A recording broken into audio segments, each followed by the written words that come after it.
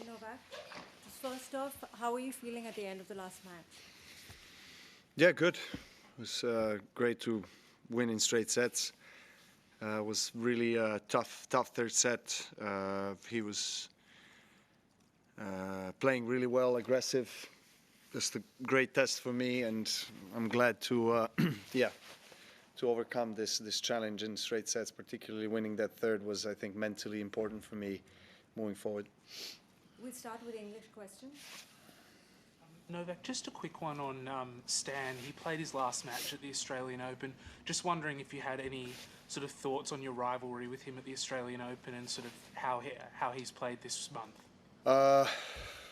Proud to call him a friend and a rival and someone that definitely has inspired me. I mean, no doubt with his longevity, with commitment to the game. He's so passionate about it, and just seeing him battle it out almost, over 4 hours, the last match that he played, the second round, the way he turned it around, and it's a testament to his career and what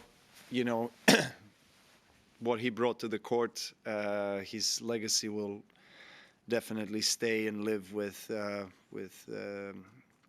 many different younger generations that look up to him. So he's a great champion on and off the court, very likable guy.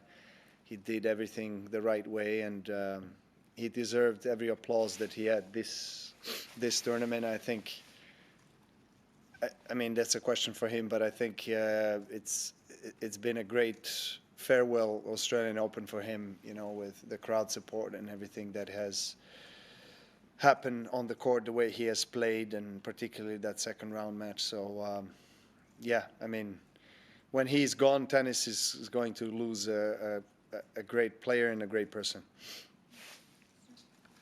Novak, you came into the sport tail end of really still an American era of dominance in men's tennis, and then Europe sort of became the standard bearer for that. And I'm just wondering, looking back historically, if to what extent you feel like that shift was shaped by differences in coaching methods or player development systems or tennis culture in the United States, or maybe by broader features in American culture. Are you referring to what caused the shift from the men's American dominance in tennis to non-dominance for the last 20 years or so?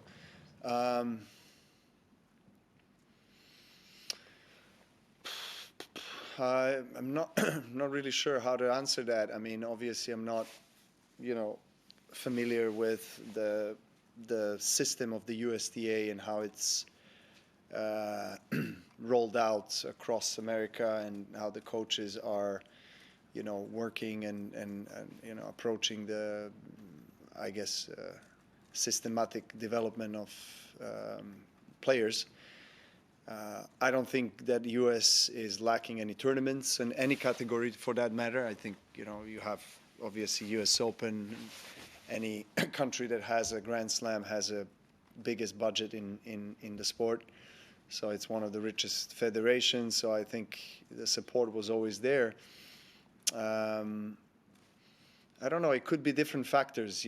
Could be some of the things that you mentioned with the way the game evolved, and then maybe there was a period where the American players weren't able to adapt as good as maybe Europeans in the last couple of decades. You could argue that's one of the things, but look, I think eventually, I mean, you have Ben Shelton now, and some young guys. I think one of them playing now, Quinn, that is tall, big serve, big game. They're all knocking on the door there. They all. I don't think you're lacking players. It's just maybe at the moment you don't have someone that would take it to the next step and play for Grand Slams and be the top player of the world. But that could change very quickly, because the women's tennis is doing very well and currently with American players, and I think that there's not too big of a reason for concern. It's just I'm sure with incredible talent, but also the amount of coaches that are there, also international coaches that live in states and are contributing to American players and development of the American tennis system. Eventually you're going to have big champions. I mean, I think in the near future. So yeah, it could be all of these things, but I think it's not a big issue. It's just, it's a matter of time. Hi there, Novak. Just one about your match today, if I could please. Late in the second set, you hit a loose ball away, which came quite close to hitting the ball kid needing at the net. I just wondered, do you feel a little fortunate to still be? Yeah, I apologize for that. Yeah, that was not necessary and in the heat of the moment, and I was lucky there, and I'm sorry for causing any distress to the ball kid or anybody. Hi, Nova. I have a question about your tournament here 2 years ago. When you lost to Sinner in the semifinals, afterwards you said you were shocked with your level, and someone asked you if it was because of age. Can you go again, please? Yeah, sorry. 2 years ago when I lost to Sinner, I said yes, what? Sorry? You said after you were shocked with your level, and someone asked you, is it age? And you said you didn't know, but you hoped not. And I'm wondering, with 2 years of hindsight, was it? A lot has happened in the last 2 years. To be honest, I can't recall me saying that, but if you say so, I mean, I was probably,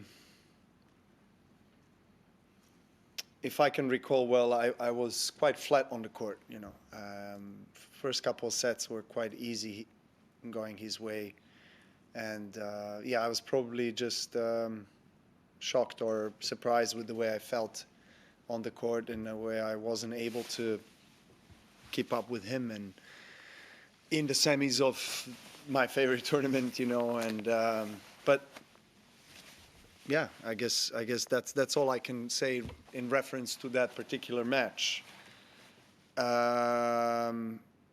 Age-wise, look, I think that on a given day when I'm feeling good physically and mentally, you know, when I'm playing well, I can challenge anybody, and I still believe I can beat all of them. If that's not the case, I wouldn't be here. That's rest assured that I wouldn't be here for sure. So, but I know as well that in case I get to face Sinner, that will be semifinals, and the deeper in the tournament, obviously, the more energy I spend, and I don't know how my body's going to react. Last year, 3 out of 4 slams, it wasn't great. I didn't feel great playing them, him and Alcaraz in the latter stages, but hopefully that can change, and I think if there's, I mean, probably best chance here, you know, because it's the beginning of the season and my body's still, you know, fresher than what it would be maybe some other parts of the season. Last question. Does it make it more stressful playing these early round matches? Because if you do drop a set, that's probably going to feed into that energy equation. I try honestly not thinking about managing the energy on the court in terms of, you know, being economic or saving something for the later rounds, because it's just, I don't feel that's the right mindset. I think it's important to get the most out of yourself on the given day to win against the opponent on that day. And I try to do it as efficiently as possible, and I've won 9 out of 9 sets so far. So I couldn't ask for more. I mean, today I had a really good test. I mean, he was playing aggressive and well, and I think I was moving great.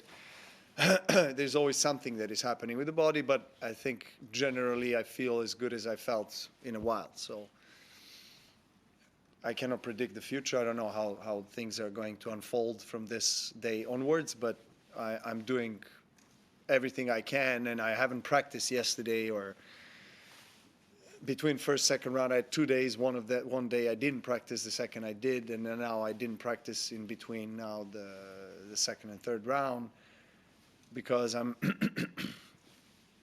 obviously trying to be strategic talking with my team to what's more important.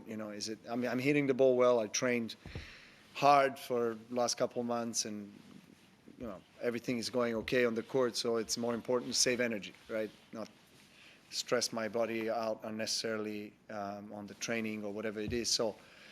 It's every single day when I wake up, we have to evaluate, what's the right thing to do on that day. And good thing about slams again is that day between, right? So, but it's best of 5, and of course because it's a Grand Slam emotionally, or there's more tension, there's more stress. Of course, all these aspects that are factors that are in play, but it's not something I'm not used to, or I'm not familiar with. So I'm happy to be where I am, and hoping for the best moving forward.